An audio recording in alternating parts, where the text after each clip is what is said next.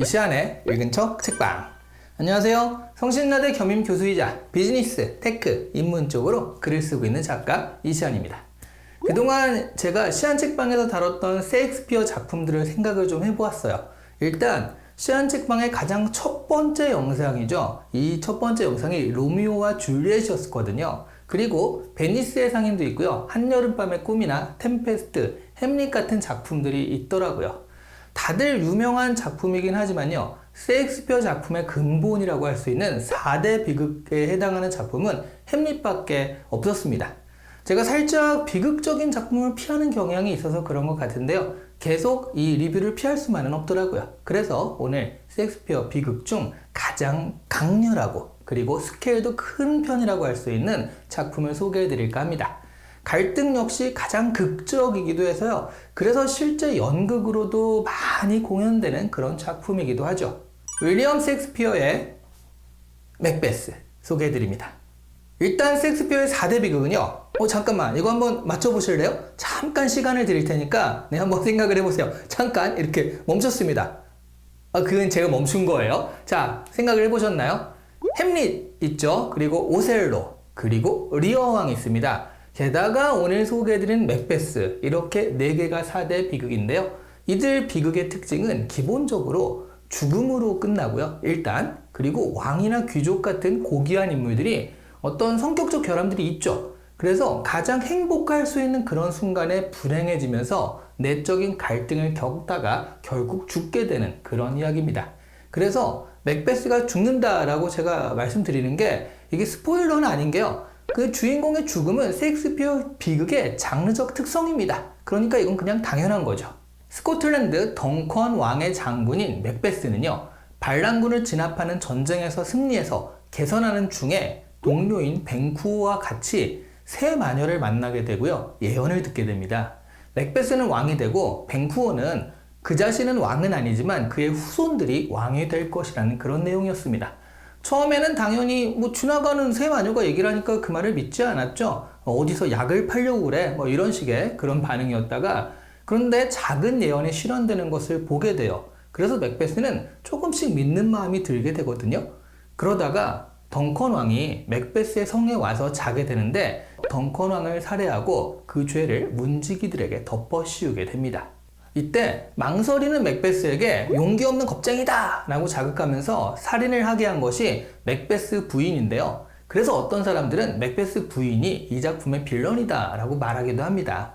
하지만 맥베스 부인과 맥베스의 대화는요. 맥베스의 갈등하는 마음을 보여주기 위한 연극적 장치인 거죠. 이게 소설이면요. 그냥 맥베스의 생각을 쓰면 됩니다. 그런데 연극이기 때문에 보여줘야 되잖아요. 그래서 표면적인 대화로 풀어갈 수밖에 없거든요. 그러니까 맥베스 부인의 부추김은 맥베스의 야심과 권력욕이 만들어낸 마음의 소리라고 보셔야 하는 거죠. 말하자면 영화적 기법으로는 이렇게 한쪽에선 한 사람이 갈등을 겪는다라는 걸 보여주기 위해서 한쪽에서 이렇게 천사가 나타나고 한쪽에서 악마 이렇게 나타나가지고 막 뿅뿅 싸우고 막 그런 느낌 있잖아요. 이런 느낌으로 이 대화가 이루어지는 거라 그냥 맥베스의 갈등이다 이렇게 보시면 될 것 같습니다. 덩컨 왕이 살해당하자 덩컨 왕의 두 아들은 신변의 위험을 느끼고요. 도망치게 됩니다. 맥베스는 왕위에 즉위를 하고요. 왕이 된 맥베스는 더욱더 야심이 생겨서 같이 예언을 들은 뱅쿠어와 그의 아들을 죽여서 완벽하게 왕위를 보존하려고 하는데요. 뱅쿠어는 죽지만 그의 아들은 도망치게 됩니다. 그러면서 불안 요소를 남기게 되는 것이죠. 맥베스는 연회에서 뱅쿠어의 유령을 보면서 불안한 심리 상태를 드러내게 돼요. 맥베스는 예언을 확실히 하고자 다시 새 마녀를 찾아가서 예언을 듣게 되는데요. 숲이 움직이지 않는 한 자신이 패배하지 않는다라는 이야기를 듣고 무엇보다 여자에게 난 사람은 자신을 해할 수 없을 것이다 라는 그런 예언을 듣게 됩니다. 그리고 귀족 중 하나인 맥더프를 조심하라는 예언 때문에 그의 가족을 죽이게 돼요. 복수심에 불타는 맥더프는 덩컨 왕의 아들인 멜컴과 힘을 합해서 맥베스를 공격하게 됩니다. 맥더프와 멜컴은 잉글랜드 왕의 도움을 받아서 맥베스를 치게 되는데요. 병사들이 나뭇가지를 들고 위장을 하는 바람에 이 병사들이 움직이니까 마치 숲이 움직이는 것처럼 보이게 돼요. 그래서 마녀들의 예언 하나가 실현이 됩니다. 하지만 맥베스는 여자가 난 사람에게 패하지 않는다라는 말을 믿고서 전쟁터에서 끝까지 싸우는데요. 최후에 맥더프가 맞서 싸우게 됩니다. 그런데 맥더프는 제왕절개로 태어난 사람이었어요. 제왕절개도 여자가 난 아이는 맞지만요. 이 원문을 보면 어미의 다리 사이에서 난 사람이라는 정도의 의미였기 때문에 결국 맥베스는 맥더프에 의해서 목숨을 잃게 되는 것이죠. 여기에 재미있는 일화가 하나 있는데요. 반지의 제왕으로 유명한 J.R.R. 톨킨은 어릴 때 맥베스를 읽으면서 맨, 사람이죠. 맨은 맥베스를 쓰러뜨리지 못한다라는 예언 부분을 읽고 아, 그러면 이거는 여자, 우먼이 쓰러뜨리나 보다 이렇게 생각을 했대요. 그런데 제왕절개 트릭이 나오니까 약간 실망을 한 거죠. 좀 뻔하잖아? 이런 식으로요. 그래서 자신이 반지의 제왕을 쓸 때 이 아이디어를 쓰게 됩니다. 반지의 제왕에 마술사 왕이라는 캐릭터가 나오는데요. 빌런 진영의 유능한 총사령관이었거든요. 그런데 이 마술사 왕은 맨에 의해서는 쓰러지지 않는다라는 그런 예언을 가지고 있었어요. 이 맨은 사람과 남자다라는 두 가지 뜻으로 읽히잖아요. 그래서 결국 이 마술사 왕은 사람이 아닌 호빗 메리와 그리고 남자가 아닌 여전사 에오윈의 합동 공격에 의해 죽임을 당하게 됩니다.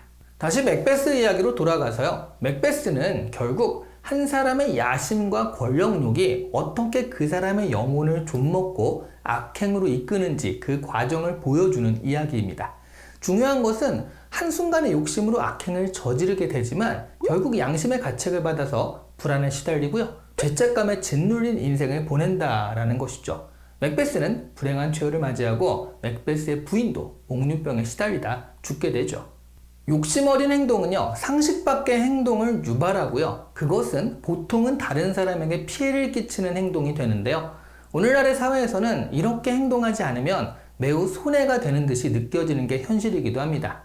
하지만 애덤 그랜트의 책 기브 앤 테이크에서도 보듯이요, 의외로 다른 사람들에게 아낌없이 주는 기버가 성공할 가능성도 높다는 것을 보게 됩니다.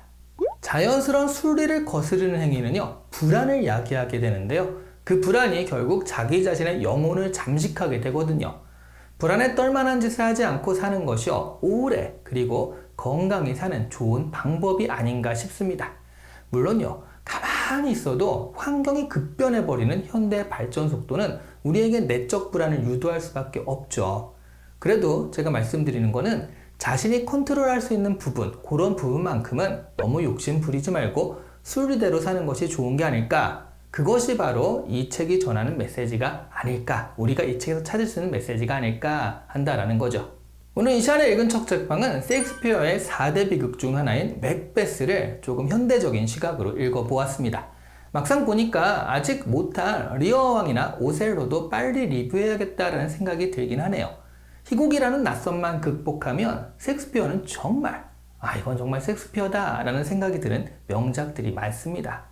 뭐라도 한번 읽어보시는 게 좋을 것 같네요. 감사합니다.